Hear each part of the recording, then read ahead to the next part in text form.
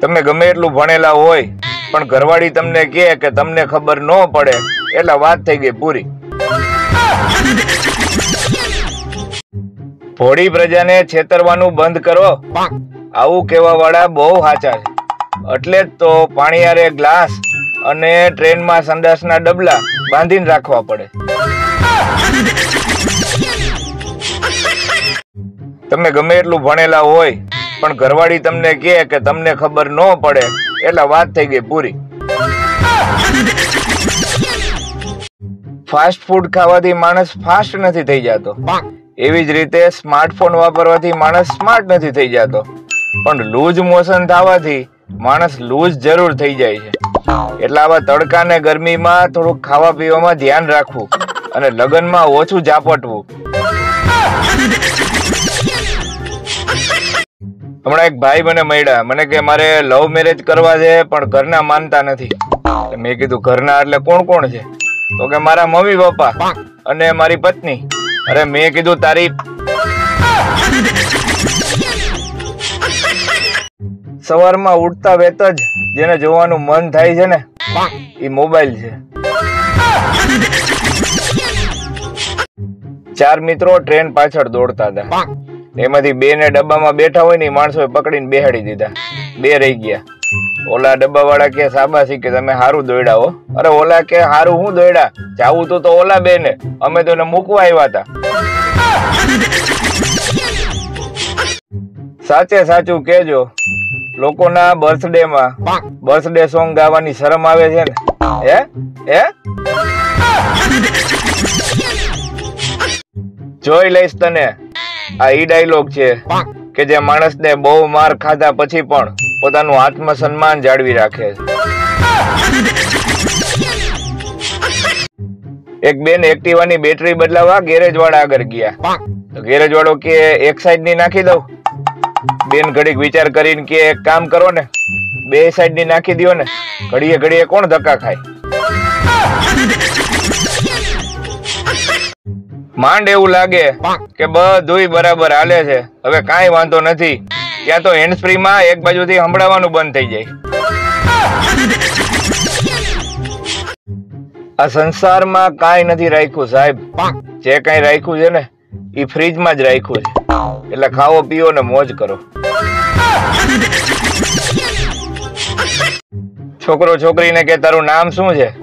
તો છોકરી કે તારા બાપને ધક્કો માર. બોલો કે એટલે? તો કે પુષ્પા.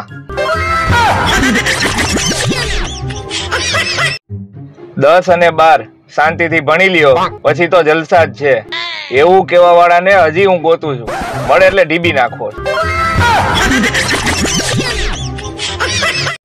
ટ્રેનમાં રિઝર્વ સીટ ઉપર એક મહિલા બેઠી હતી, તો ટિકિટ ચેકરે આવી અને એને આઈડી બતાવવાનું કીધું, તો એ બેને ઇન્સ્ટા આઈડી બતાવ્યું અને એનું નામ હતું રૂમઝૂમ કરતી રમીલા.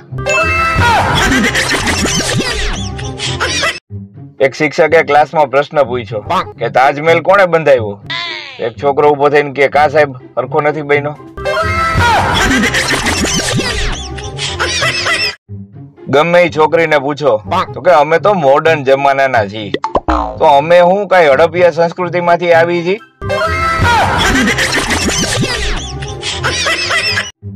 અમુક લોકો તો એટલા ભયંકર કુંવારા હોય ને કે પોતાની રમતમાં એને રાણી નથી આવતી.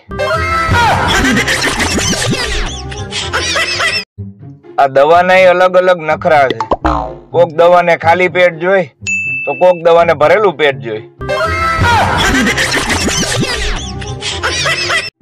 कभी कभी मेरे दिल में ख्याल आता है कि ख्याल तो दिमाग में आना चाहिए, तो फिर दिल में क्यों आता है? કોઈ પણ સ્ત્રીને એની મંજિલ સુધી પહોંચતા કોઈ નો રોકી શકે સાહેબ, બસ રસ્તામાં પાણીપુરી વાળો ન મળવો જોઈએ. સોસાયટીમાં ચોરી થઈ હતી, તો બધા ભેગા થઈને વિચારતા હતા કે ચોરી કરી કોણે હશે. એક ભાઈ બાજુમાં આવી અને હળવેકથી બોલ્યા કે ચોર સિવાય કોઈ ચોરી કરે નહીં.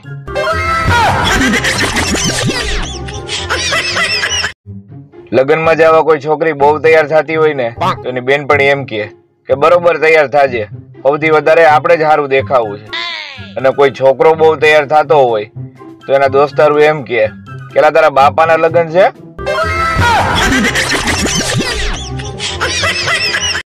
આ કહેવત જ જડમૂળથી ખોટી છે કે છોકરી હસી તો ફસી. એમાં પછી ખબર પડે કે ફસાણો તો બિચારો છોકરો જ છે. તમે કોઈ છોકરીને એમ પૂછો કે શું થયું તો 10 માંથી 9 છોકરી એમ જ કહેશે કે કાંઈ નહીં, અને બાકી વધેલી એક છોકરી અંગ્રેજીમાં કહેશે કે નથિંગ.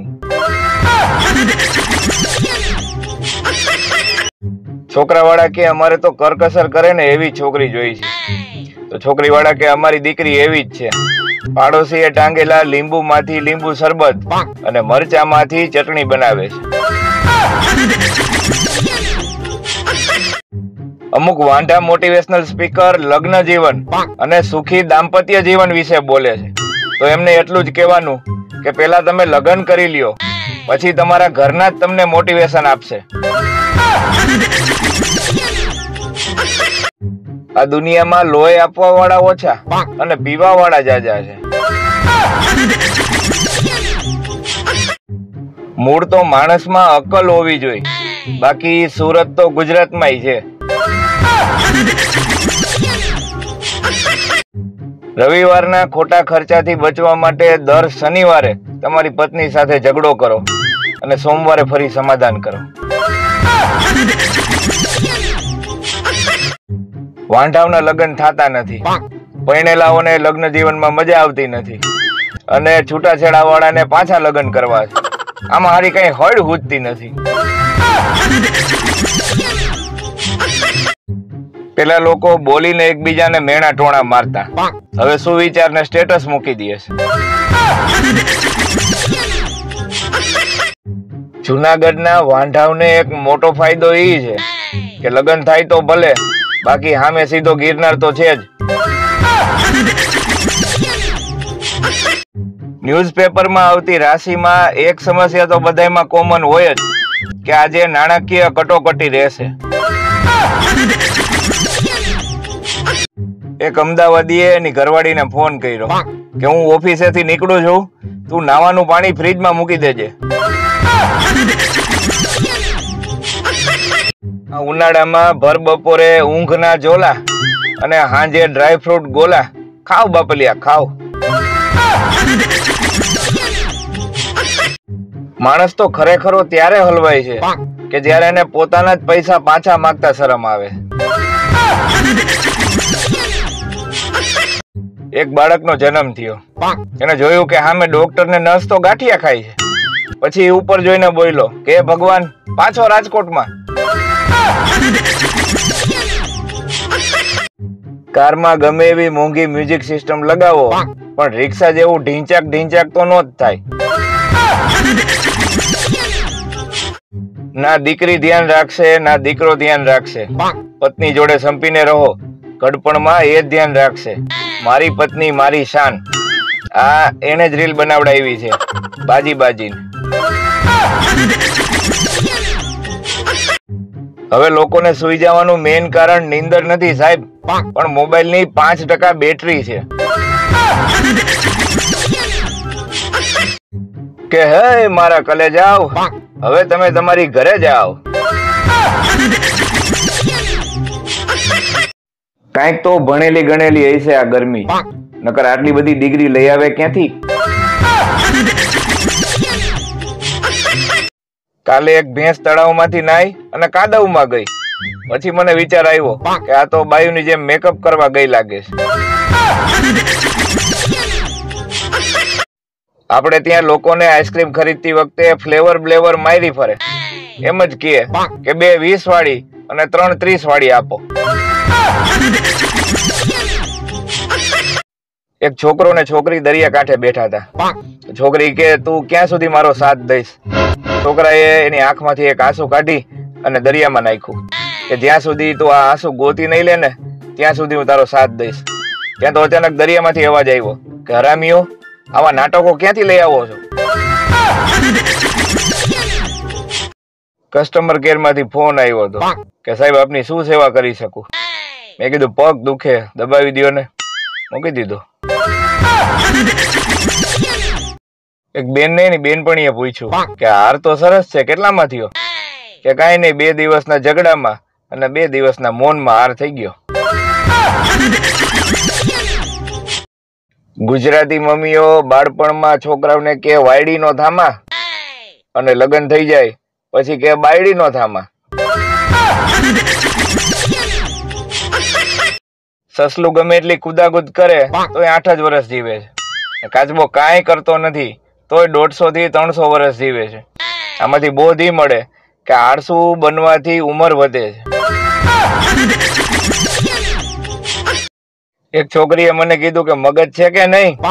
પછી મેં કહી દીધું આ છે પણ આપીશ નહીં. વર્ષોથી માણસ કથાઓ સાંભળે, સપ્તાહો સાંભળે છે, આટલા સુવિચાર દરરોજ એકબીજાને મોકલે, પણ તોય સુધરતો નથી. એનું કારણ છે કારણ કે એ માને છે કે આ બધું મારા સિવાય બીજા બધાને લાગુ પડે છે. જો પત્નીથી ખુશ ન હોય તો ગઈઢા જલ્દી થઈ જાય છે, અને જો પત્નીથી ખુશ હોય તો મોટા ને જાડિયા જલ્દી થઈ જાય છે. તો એનાથી બચવા માટે અઠવાડિયામાં 2 વખત પત્ની સાથે લડાઈ જરૂર કરો. જો ઇંગ્લિશ શબ્દની પાછળ હો લાગે ને કે થેન્ક યુ હો, સોરી હો, તો સમજી લેવું કે આપડા ગુજરાતી જ છે. અરે દીવ ફરે, ગોવા ફરે, ફ્રાન્સ ફરે અને દુબઈ ફરે, પણ 4 રસ્તાનું સર્કલ નો ફરે હો આ ગુજરાતી. માણસો હવે ભૂકંપ અને સુનામીની પણ આગાહી કરી શકે છે, પણ એક્ટિવા વાળી કઈ બાજુ કાવો મારશે એની આગાહી કરવી નામુમકિન. પૈસામાં જાદુ હોય છે. કોકને 10-20 હજાર ઉધાર આપો પછી ગાયબ થઈ જાય. એટલે તને મારી ઉપર વિશ્વાસ નથી એમ કરીને માણસો અત્યારે છેતરવા માંડ્યા છે. બોલો. એક વાંઢાએ ખરતા તારાને જોઈ અને 20 માંગી કે મારે લગ્ન જલ્દી કરી દેજો. એ તૂટેલો ભાગ પાછો તારામાં જોઈન્ટ થઈ ગયો. પત્ની કે આપણી ગાડીના એસી નું બિલ ઘરે નથી આવતું તો તમે દુકાનેથી જ ભરી દો છો કે હું? પતિ 2 દિવસ બેભાન રહ્યો. જો તમને એવી બીક હોય કે હું તમને ભૂલી જઈશ તો તમે દર મહિને 1 કિલો બદામ મને મોકલી શકો છો. વાંઢાઓને એક સૌથી મોટો ફાયદો એ હોય છે કે એના છૂટાછેડા નથી થતા. આજકાલ તો લોકોની કંજુસાઈ જોતા એવું લાગે છે કે થોડા વર્ષો પછી જયારે છોકરો છોકરી જોવા જશે ને ત્યારે છોકરી વાળા એમ કહેશે કે જો છોકરી ગમે તો જ નાસ્તાને હાથ અડાડજો. મહિલાઓમાં બીજું કોઈ ટેલેન્ટ હોય કે ન હોય, પણ સીધી વાતનો આડો જવાબ આપી અને બીજાના મગજના દહીં કરવાનું ટેલેન્ટ તો ભારોભાર ભર્યું હોય. મોબાઈલ જોયા રાખવાથી આંખોમાં નંબર નથી આવતા સાહેબ, પણ ફોટા ઝૂમ કરી કરીને જોવાથી આવે. એક વાત પૂછવી હતી મિત્રો કે પૂરીને અડધી ખાઈ લીધા પછી એને અડધી કઈ હગાય કે પૂરી જ કહેવાય? અત્યારે કોઈની ઉપર ભરોસો કર્યા જેવો નથી. હું ટીવી છોડી અને પાણી પીવા ગયો એટલી વારમાં તો ગુંડાઓ હિરોઈન ને ઉપાડીને લઈ ગયા. જો તમારે કોઈના મગજનું દહીં કરવું હોય ને તો 2-4 મેસેજ કરી ડિલીટ કરી નાખો. જો વ્યક્તિ 24 કલાક પહેલા જ પોતાનું સ્ટેટસ ડિલીટ કરી નાખે ને એટલે સમજી લેવાનું કે જેને બતાવવા મૂક્યું તું એને જોઈ લીધું. સિરિયલમાં બતાવી રીતે રાક્ષસો શું એટલા બધા ખુશ રહેતા કે આખો દિવસ હસતા જ રહેતા?